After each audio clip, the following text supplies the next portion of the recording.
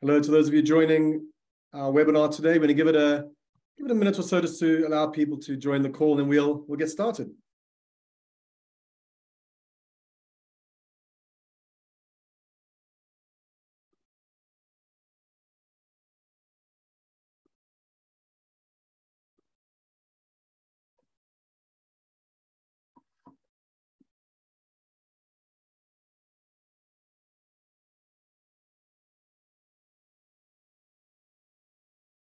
So I'm going to wait for a little while longer, and we will kick off soon.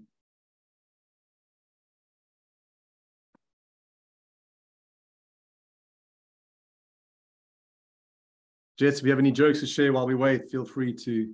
Oh, that's a tough beat, putting me on the spot for a joke out the gate. That wasn't in the practice run. Okay, welcome to everyone who's joining the call. We're going to kick off really soon. I want to give it maybe another 30 seconds or so, and then we'll get started. So maybe as you are waiting for everyone else to join, in today's webinar, we're talking about how to create a culture that's mentally healthy. So I thought it would be a nice idea for everyone on the call to pop their thoughts around what the most important ingredient is of a mentally healthy culture in the workplace. Like, what do organizations need to get right? So if you have any thoughts on that, feel free to pop your answers in the chat.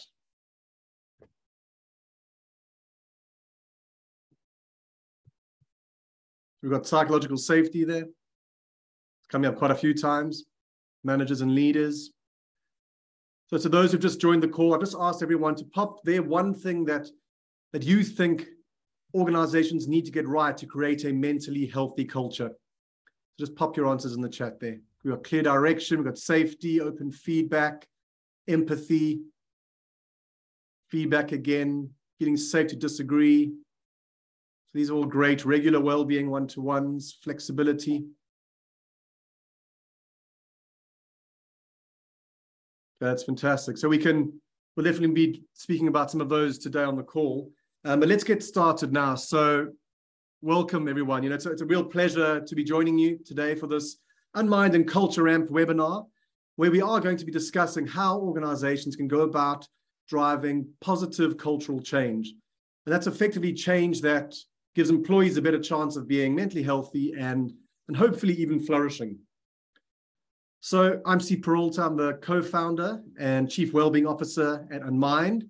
And today's topic's a really resonant one for me. So before Unmind, I worked as a wellbeing coach and consultant for organizations for almost a decade. And before that, I applied my trade as a singer and a musician and an actor for almost a decade. So a rather non-traditional career path. But throughout, I've been really interested in human potential and how to express ourselves fully and beautifully in the world. And it's still that same lens that I bring to the workplace today.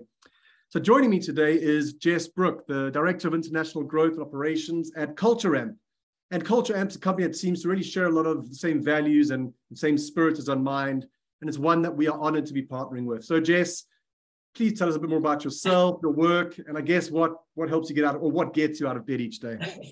Well, hi, Steve. Thanks. It's wonderful to be here to talk about this topic. As you said, I'm the Director of International Growth and Operations with Culture Amp's go-to-market teams, but my background is actually in occupational health and psychology. I have had what I call a squiggly career path also. And over the last 12 years, I've worked both in-house as a consultant with a diverse range of organizations, from New South Wales Police Force to design firms, startups, which actually led me to joining Culture Amp in London 4 years ago as a customer-facing people scientist.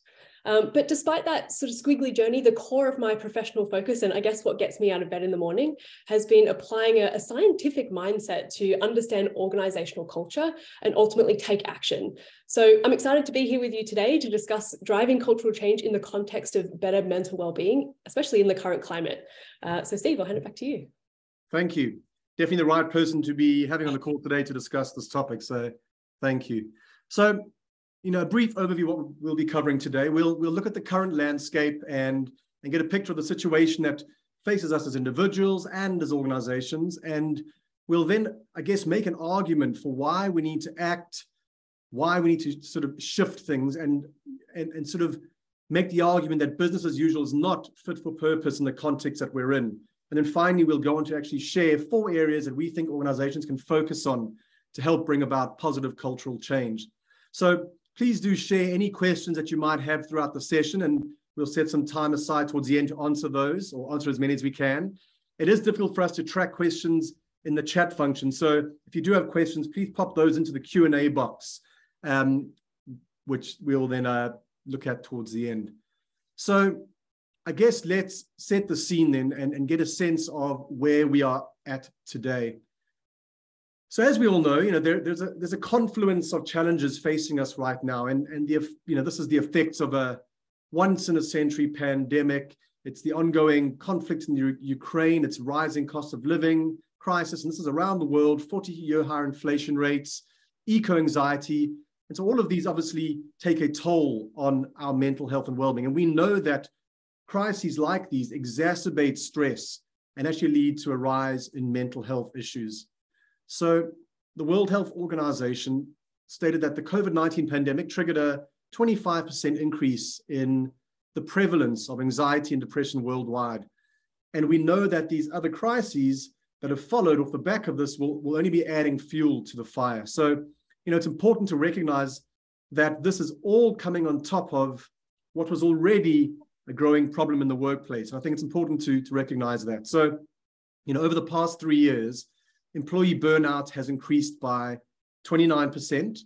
And a recurring trend in employee well-being surveys is that leaders are not appreciating the severity of the problem within workplaces, at least when it comes to mental health and well-being. This McKinsey study referenced here, for example, showed that leaders rated workplace well-being 22% more favorably than their employees. And there are quite a few other surveys that followed this trend.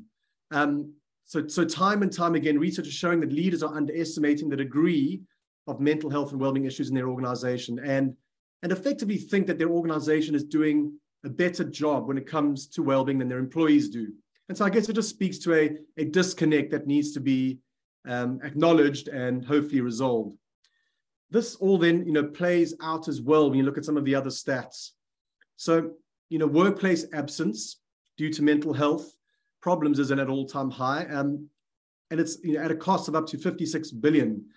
So organizations are recognizing this, and they're investing more in mental health more than ever, like now more than ever, but the problem is getting worse. More poor mental health is predicted to cost the economy $1 trillion in lost productivity. And I think what this suggests is that the way that this problem of worsening mental health and well-being in the workplace is being addressed is perhaps not the right way, at least not to the fullest degree that it can be. So it perhaps needs to be thought of and approached in a different way. And so we might be speaking to that today. In fact, we will be speaking to that today. So Jess, I'm sure you have some insights that you can share, which can add even more color to the state of workplace well-being, especially in relation to these multi-crises that we are faced with.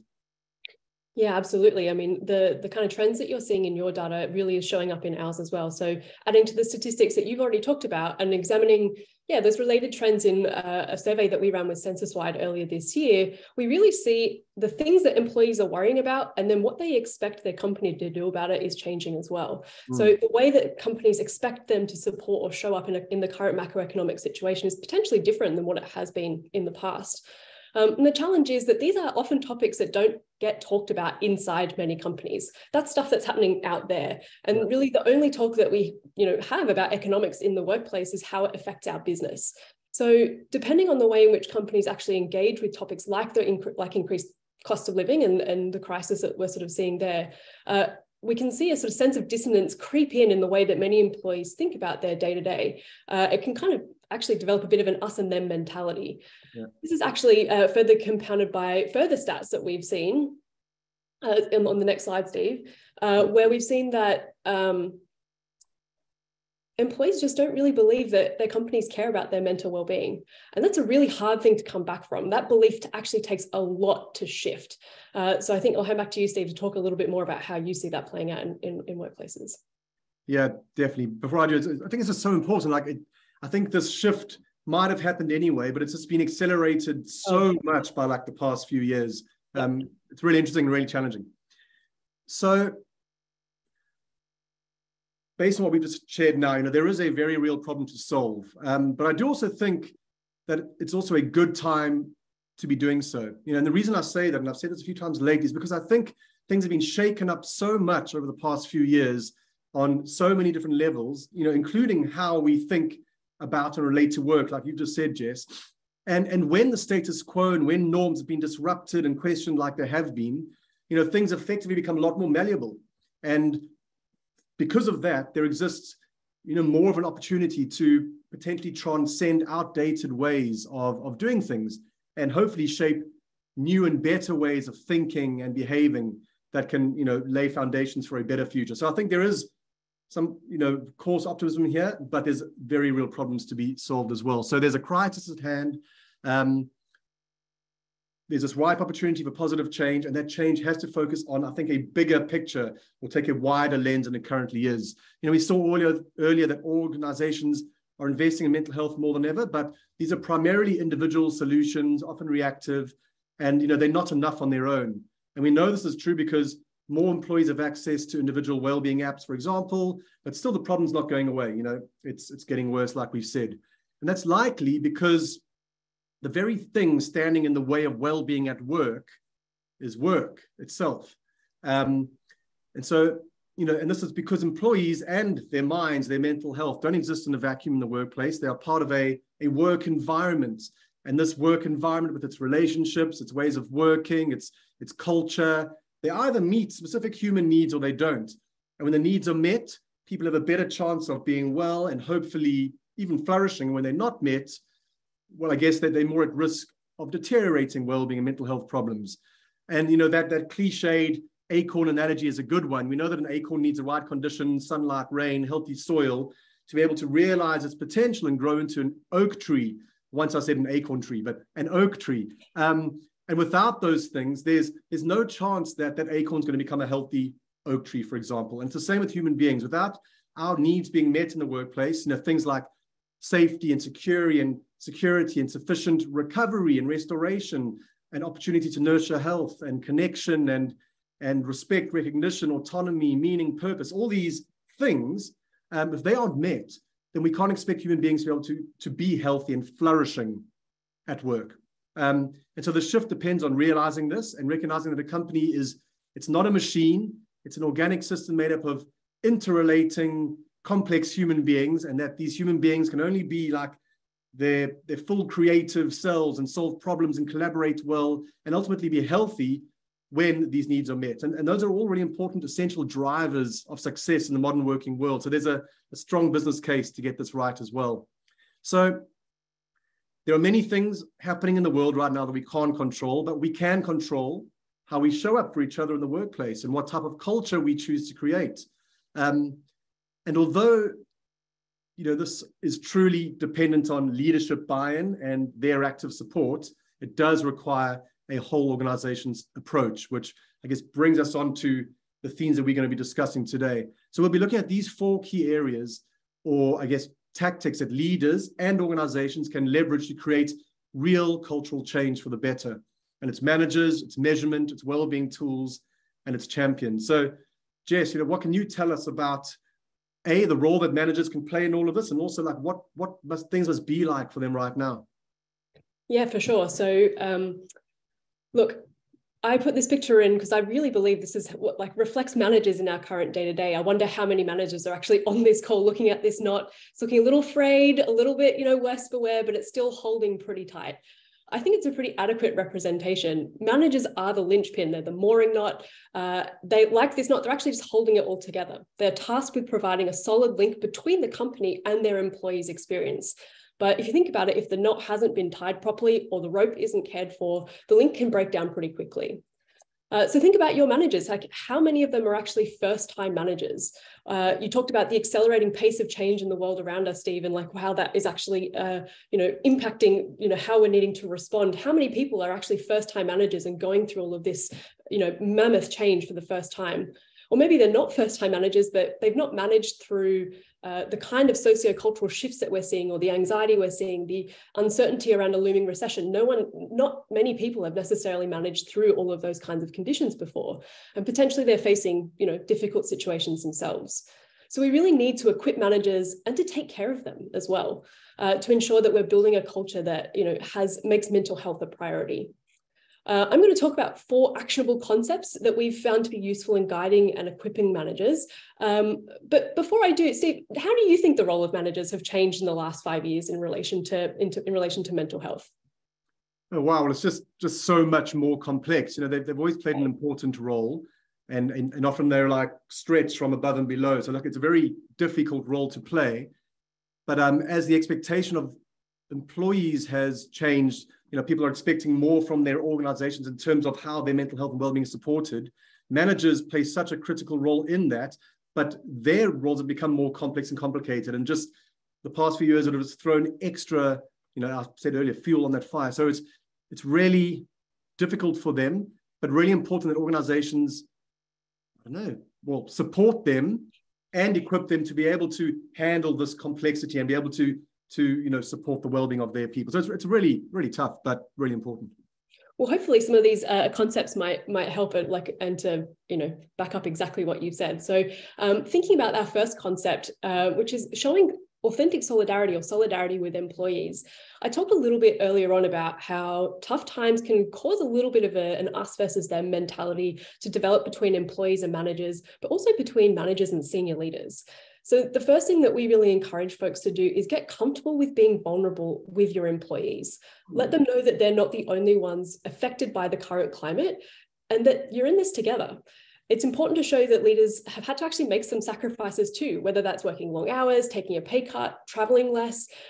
This shared sacrifice, assuming that there is one, helps employees understand that they aren't alone and that leaders are actually fighting alongside them. At the same time, this is actually a little bit of a fine line to walk. We don't want to overstate those sacrifices either, as it can kind of come off as a bit inconsiderate. People who are higher up the corporate ladder in the company tend to have higher pay, more job security, and while creating solidarity is important for any kind of culture-first approach to building a mentally healthy workplace, it has to be authentic. Otherwise, it will definitely backfire. And an important part of it being authentic is recognizing that inequities exist and that the same events affect people differently. Mm-hmm. The second concept that I want to talk through is about never missing a one-to-one. And this might seem really obvious, but the amount of times, even me in my career, where I've had managers deprioritize my one-to-one or my leaders have deprioritized this, or, we just get to talking about tactical matters and solving, very work-related problems. Those things often get in the way of having a meaningful discussion about how your employees are doing. At Culture, we actually use a structured one-to-one template in our platform that ensures that we don't skip around those things and that we catch up on a human level. So employees are asked to self-rate how they're feeling about work overall, their well-being, if they're making progress in their role, if they're having feel like they're having an adequate amount of impact. And this method makes it much easier for managers and employees to talk about how employees are doing. I've used this method before with my employees, and one of them actually described it to me as a way of almost providing permission to talk about these things and to have an open conversation about their mental health and well-being. So making sure your managers are having meaningful one-to-ones with their employees is one way to take care of the rope, but you also need to make sure that your leaders are having meaningful one-to-ones with your managers as well. Mm-hmm. The third concept I want to talk through is constant comms. Again, this might sound like something that is obvious, but I think sometimes the first aspect of company culture to erode during tough times is that transparency piece, because leaders often feel like it's more compassionate or less anxiety inducing to keep business challenges on the down low, or to try and protect employees from the reality of shifts in the economic climate or financial hardships. But that intent can really backfire. When employees feel like they're being left out of the loop, they often just create their own narrative. They sort of fill in the gap themselves around possible layoffs, around organizational changes, any other uncertainty you might want to think of. They make up their own, they fill in the gaps. Mm-hmm. So I've got sort of 3 tips for you around constant communications. The first is to share essential information with employees as soon as you can. Do the work to remove as much ambiguity as possible, as quickly as possible. The second thing is to tell employees what you don't know and what you're doing to find out. And then the third thing is keep connected to employee feedback and equip your managers then with talking points about topics that are trending in your survey results as well. And then lastly, the fourth concept here is around balancing short-term experience with long-term plans and strategy.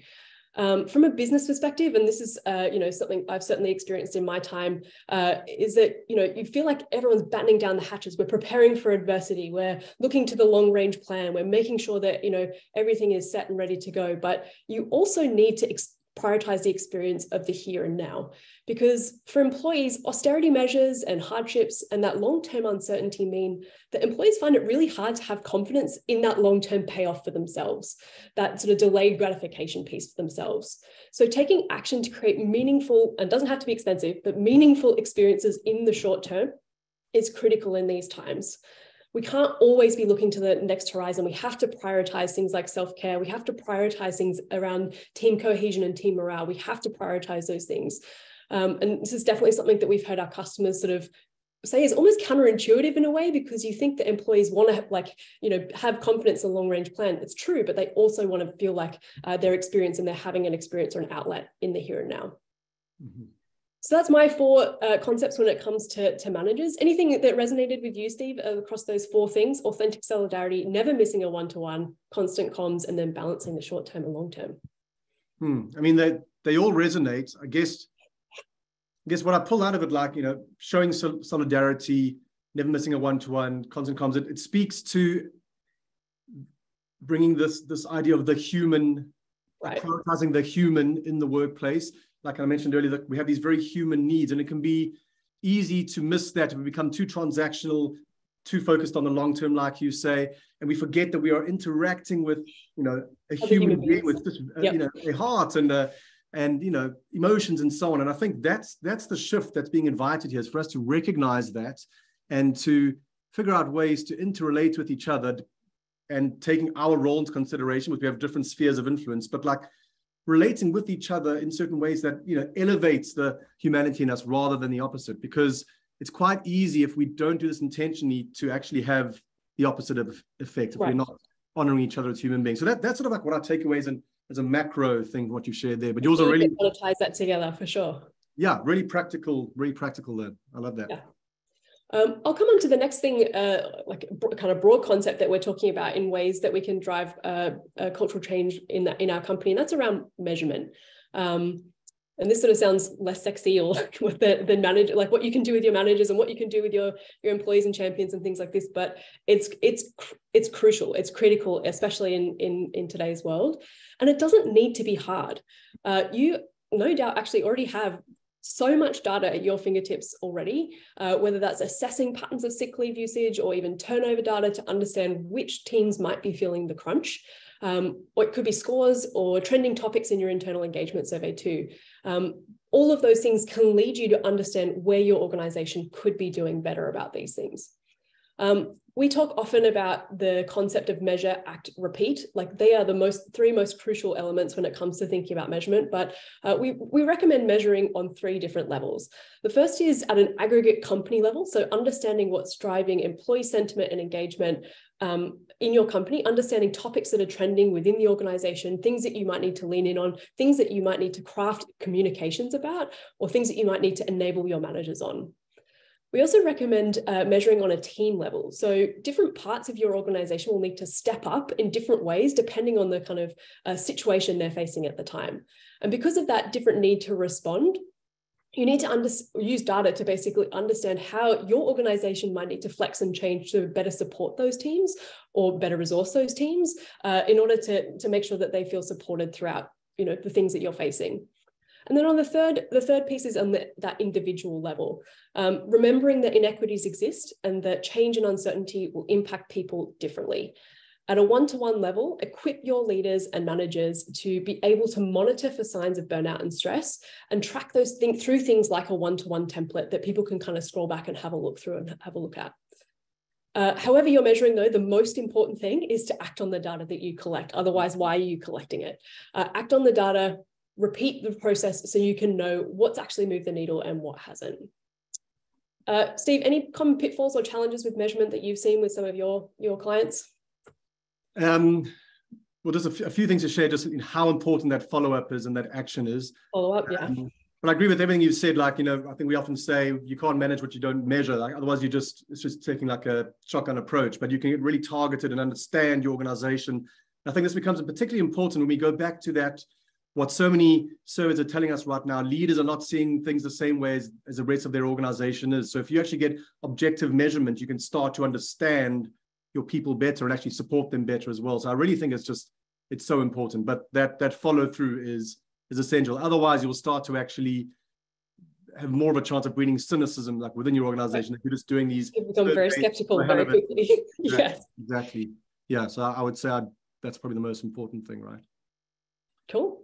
Great. Thanks for that, Jess. So I want to move on to our third focus area, and this is champions. So, Jess, you spoke earlier about the important role that managers play, when it comes to employee well-being.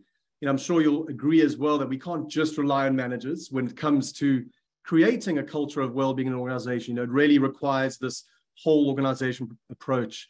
And now, one of the ways to really engage and inspire more of your organization around the topic of mental health and well-being is by mobilizing a group of well-being champions, or that's what we call them at Unmind, who can effectively become the eyes, the ears, and the heart of the organization when it comes to all things well-being.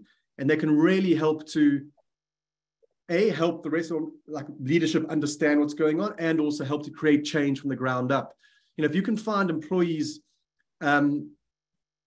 who really want to become engaged and vocal champions to help elevate the culture of well-being in your organization, and you have access to a really powerful group of positive change agents effectively, who can not only help your organization become more employee-led, which is so important, but also sensitive to their needs and inspire this proactive approach to well-being across the organization. So I mentioned that we have well-being champions at Unmind, and we're in our second cohort of champions now, and ours have a 6-month commitment.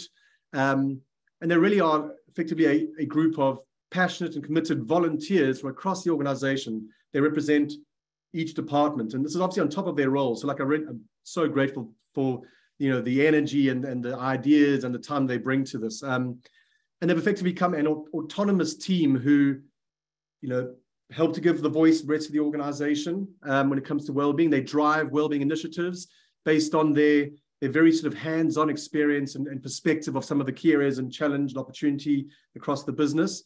And they're just playing a really important role. And so I would definitely recommend organizations to look into engaging a group of well-being champions. Within Unmind, alongside our well-being strategy team, which is led by myself, and then also our brilliant people team, we're working with our well-being champions to take a really aligned approach to guiding a culture of well-being at Unmind. And to come back to your previous section, this is all data-driven and data-informed. It's all informed by the data that we access on our organization when it comes to mental health and well-being. And that's not just how what individual mental health and well-being looks like, but also how well our organization, how well our culture is actually supporting mental health and well-being or not. So I think it's a really important understanding for an organization to get, and then to have groups like well-being champions help to drive initiatives in line with the data that we have. So yeah, well-being champions are really, really important, and I think can play a really important role in creating a culture of well-being.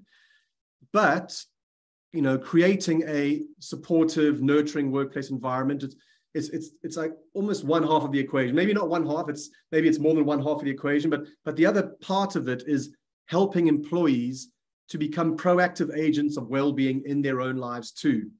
And from our experience, we know that helping to raise awareness and actual education, works. So just a few stats, at Unmind, 62% of employees use our platform feel less anxious, 71% report that they feel less stressed, 89% see improvements in their knowledge of and attitudes towards mental health problems. And this is all really important stuff. The more you understand about mental health and well-being, whether you are an employee or a well-being champion or a manager or a senior leader, the better equipped you are to obviously, first of all, elevate your own well-being. And that's really important.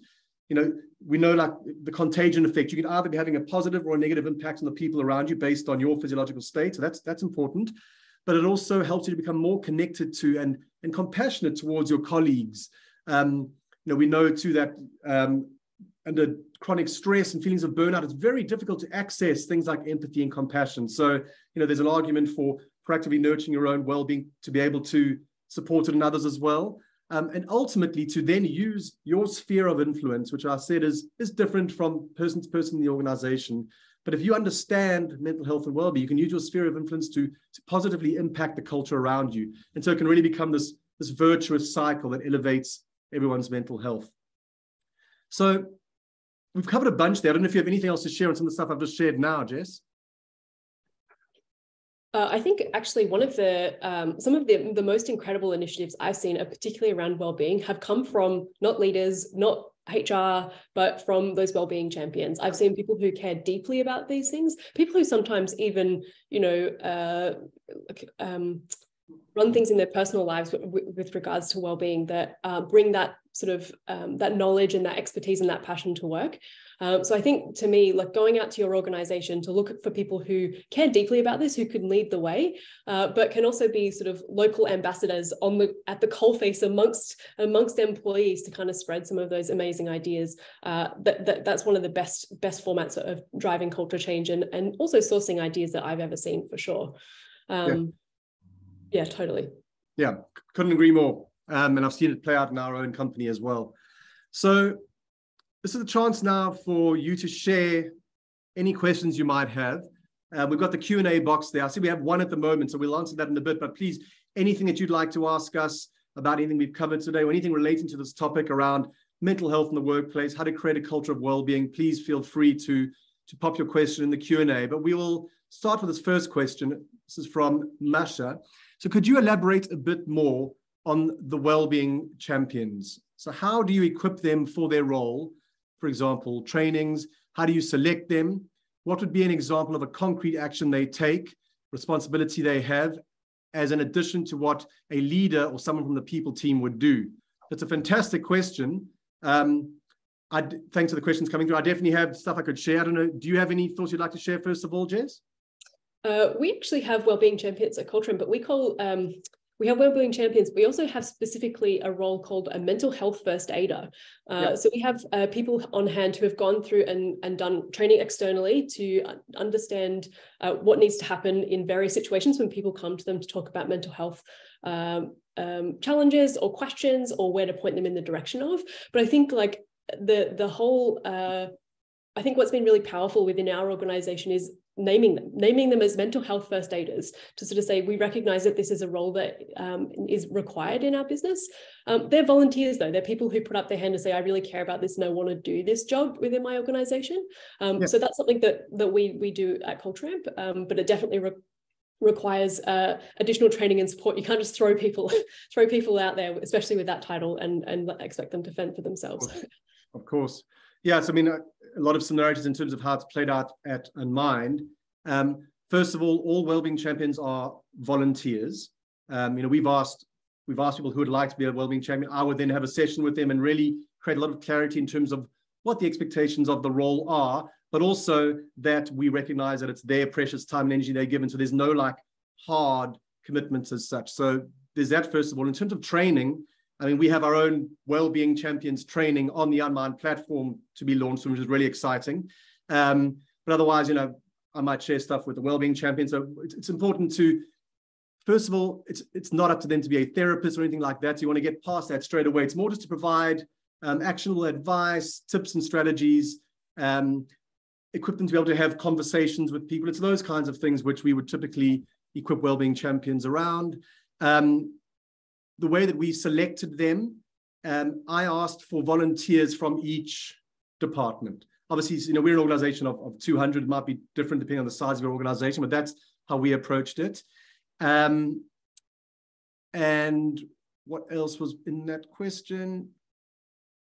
In terms of their responsibilities, so this team meets for an hour every 2 to 4 weeks, I think it is, or every 2 weeks. The team comes together, first of all, to look at the data from our various surveys that we run around mental health and well-being. They then come up with ideas for initiatives that they, from the ground up initiatives based on that. there's also a leader of the Wellbeing Champions who I invited based on, I could just see this person was really, really engaged and committed. I have meetings with this person. We discuss things that are happening across the organization. We try and align what the sort of leadership team might be doing with the Wellbeing Champions. It's a very aligned approach. And I guess it's different from what leadership or the people team might be doing, in that it's very from the ground up and very specific to like their respective departments. They really understand what's going on in their departments. They bring that really sort of a personal perspective. So I hope that answers your question, Masha. We'll move on to some more questions. So let's see. I'm just going to read it. I haven't got to the end, but a question from Nick. How do you keep a consistent culture of mental health awareness within an organization? Different departments will have different interpretations on mental health, depending on team leaders, culture, different demographics. For example, the IT department is 100% male. What is the best way you have found to create a safe space across the whole business? Really great question. I'll go first. I mean, I think this has to be a conversation that is being had and shared at a leadership level. So there needs to be, I think that first of all is really, really important. We can't just let departments or teams over to this be their own responsibility themselves. And then also to acknowledge that this might be interpreted differently by different team leaders and give people, empower them to approach it in a way that best meets them as a team and best meets their team. And I can recognize the challenge here, Nick, but I would say my answer is for it to be role modeled from the top of the organization, from senior leaders. That to me creates the safe space across the whole business. Do you have anything different to share, Jess? Yeah, I wrote down 3 things. First was role modeled from the top. So what are your leaders doing to demonstrate mental health awareness, but awareness and also consideration as well. I think that's the other thing. It's like an active consideration. The second thing is kind of goes back a little bit to what I shared about the structured one-to-one template. Find ways to introduce and ensure that mental health and well-being is actually being discussed in your organizations with in different ways. So whether that is providing people with more structured templates and guidance or facilitation guides around how to run an effective one-to-one, an effective team meeting. We actually ran a series of workshops around how to run a good meeting, which sounds really, really basic, but particularly in this remote world, leading and managing remote meetings was incredibly important. And a huge feature or a huge theme section of that running that meeting was about how you create the space for people to feel safe in those environments, to contribute in safe ways, and then also ways in which to provide feedback around how people were experiencing that. And I think that speaks a lot to people's mental health in those sorts of settings. So role modeling, providing tools and structure and guides about facilitation in different settings, and then focusing on your meetings, given that's how most of us actually interact these days, is via a Zoom meeting or via a meeting. How do we bring mental health into the conversation there? Definitely. Thanks, Jess. I'll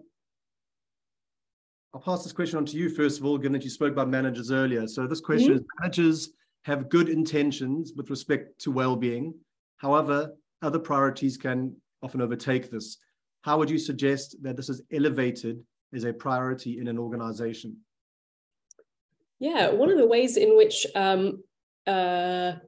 it's elevated as a priority within our organization is that managers are measured on this. So in terms of our engagement scores and questions that we ask of our organization, employees are asked whether they think that managers care about their well-being. It's pretty stark if you get a score that says you don't care about your employees.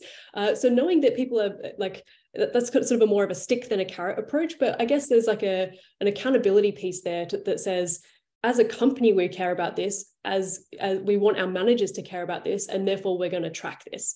I think that goes back to the role modeling piece as well. So if managers are role modeling that they care about their employee, their well-being, then they're more likely to obviously role model that with their employees as well. So there are 2 ways that I think I would suggest that you can elevate that as a priority.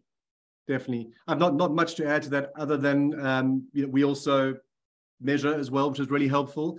And if managers themselves aren't being supported with respect to their well-being, then that's going to create a disconnect. So like you said as well, as long as they are being supported, as long as those conversations are being had as well, like we have a conversation with our managers to find out what will help them.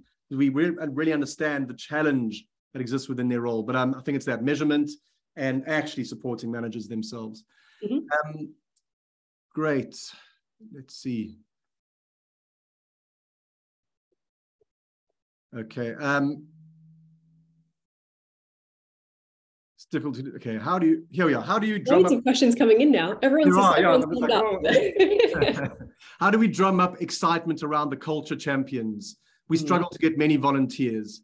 Having done this myself in the organization, I think the way that potentially we were able to engage volunteers is that we had a senior leader who was really passionate about this and championed the cause, as it were.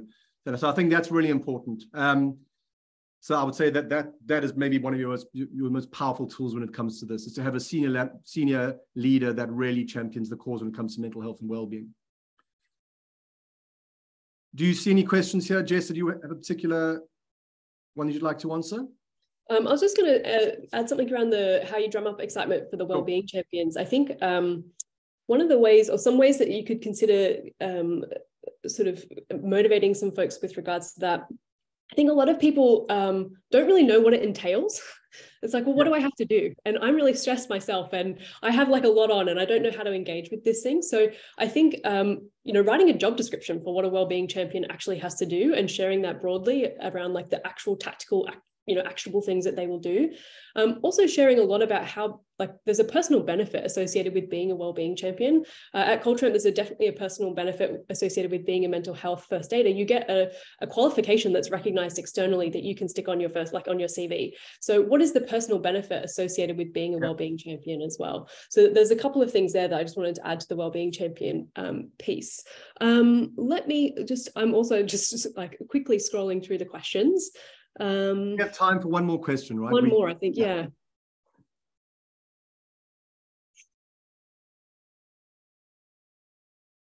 Man, there's a couple here around burnout and generational differences, which I feel like I could spend half an hour talking about, but I'm wary about taking them on in like 3 minutes. So maybe that's something we could follow up with them. But let me sort of also see. I think there's a question here from someone who's like, how do you get started? Like, what is the first step? Which I think is a really important one. That is often where companies come to us not really knowing like we've painted a picture around there is a problem. There's a burning platform. There's a reason for companies to act, but it's where do you start? I think it's definitely speaking as someone from Culture Amp and someone who looks definitely first to things like employee engagement or employee feedback data as a first point, I think that's where you have to start. You have to know where it hurts so that you can lean into to start solving and fixing that problem. So while I probably wouldn't start with like a satisfaction survey, I would definitely look at something that dives into what your employees' experiences are, how they differ across different teams, across different demographics, across different locations, and try and understand that experience before you start launching into mental health support or various wellbeing initiatives, because the chances are you'll be misfiring on those things. Maybe what you think is that everyone needs a Calm subscription, but actually what they need is to come in and they need to meet more often, for instance. Not to throw any shade at Calm is one of my favorite apps. I use it almost every day, but it's about knowing what is the most important thing, or what is the thing that's going to move the needle or have an impact on what's actually happening in people's day-to-day experience. Thank you, Jess. It comes back to that idea of you can't manage what you can't measure, right? What you don't measure. So look, as always happens, time just seems to fly by. We want to respect your time, so we're going to have to draw things to a close. Thank you, everyone, for being on the call today, for sharing your questions as well.